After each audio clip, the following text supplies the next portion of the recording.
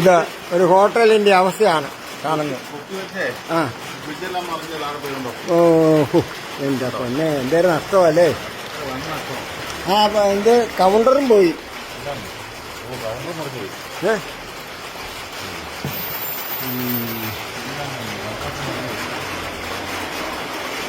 ഇത് ഇതില് പൊക്കിയേ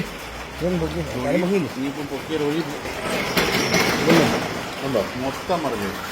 ആ ഫിൽറ്റർ പോയി, ഈ ഫിൽറ്റർ പോയി, മൊത്തം മറിഞ്ഞു.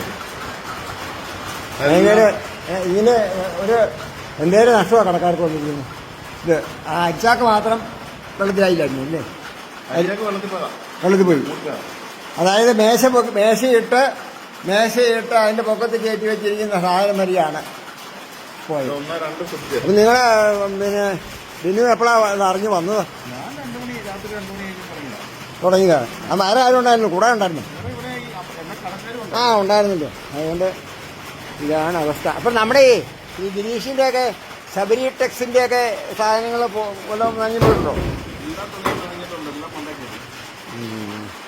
കടകൾ നമ്മുടെ നാട്ടിലുള്ള കടക്കാർക്കാണ് വന്നിരിക്കുന്നത്. ഭീമമായ നഷ്ടമാണ് വന്നിരിക്കുന്നത്. ഇതാണ്ട് ഒരു ആക്രി എന്ന് പറയത്തില്ല, എല്ലാം ബേസിലാണ് ഇവിടെ സംഭരിക്കുന്ന ഒരു സ്ഥലമുണ്ട് ഞങ്ങളുടെ അമ്പാറയിൽ, മെയിൻ റോഡിൽ. ഇതാണ്ട് അതിൻ്റെ സാധനങ്ങളായി കിടക്കുന്നതെല്ലാം വാഷിംഗ് മെഷീൻ്റെയും ഫ്രിഡ്ജിൻ്റെയും എല്ലാ സാധനങ്ങളാണ് ഒഴുകിക്കൊണ്ടിരിക്കുന്നത്.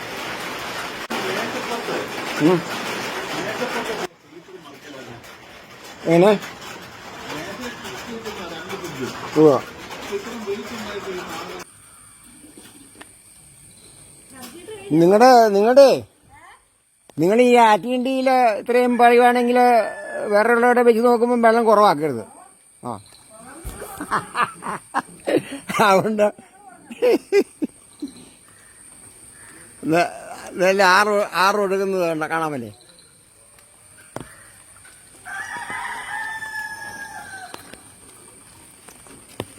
പിന്നെ അതെ അല്ല, ഞാൻ പറയട്ടെ, കോട്ടയം നമ്മുടെ ഈരാറ്റുപേട്ട മുതലേ പാലാ വരെ പറയുകയാണെങ്കിൽ റോഡ് മുഴുവൻ തന്നെ വെള്ളത്തില്ല. എവിടെ ഈ അപ്പൊ വീടിന്റെ അകത്തൂടെ വെള്ളം കയറി കഴിക്കും. അയ്യോ ഇവിടുന്ന് ഇറങ്ങിയ ഇപ്പൊ ഇറങ്ങി തുടങ്ങി.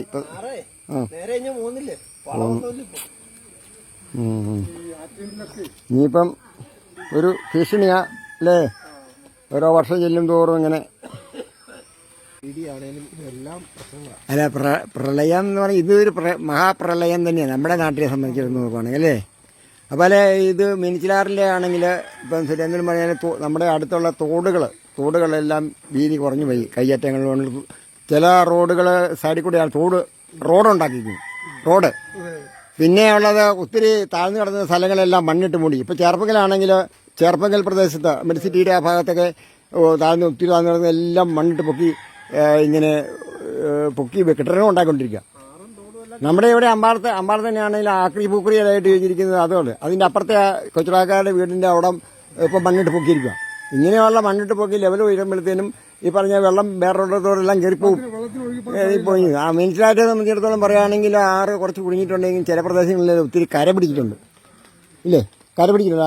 നമ്മുടെ കിഴമ്പാറയൊക്കെ നോക്കുകയാണെങ്കിൽ ഒത്തിരി കര പിടിച്ചിട്ടുണ്ട്. ആ മീൻസിലാറിൻ്റെ ആ കര പിടിച്ച ഭാഗങ്ങളൊന്നും ആറാക്കാനായിട്ട് സർക്കാർ നടപടിയെടുത്തില്ല. പിന്നെ ഈ നമ്മുടെ ചെക്ക് ഡാമിലൊക്കെ മണ്ണ് ഇടിഞ്ഞ് കൂടിക്കിടക്കുക. ഇതുവരെയായിട്ട് ചെക്ക് ഡാം ഉണ്ടായിക്കഴിഞ്ഞാൽ പിന്നെ അതിൻ്റെ അകത്തുനിന്ന് കോരിയിട്ടില്ല. അപ്പം സർക്കാർ ഇങ്ങനെ ഓരോ വർഷവും മണൽ വാരും അങ്ങനെ ചെയ്യുന്നെല്ലാം പറയുന്നില്ല. അതുകൊണ്ട് ഇതുവരെ നടപടിയൊന്നും ഉണ്ടായിട്ടില്ല എന്നുള്ളതാണ് കാര്യം.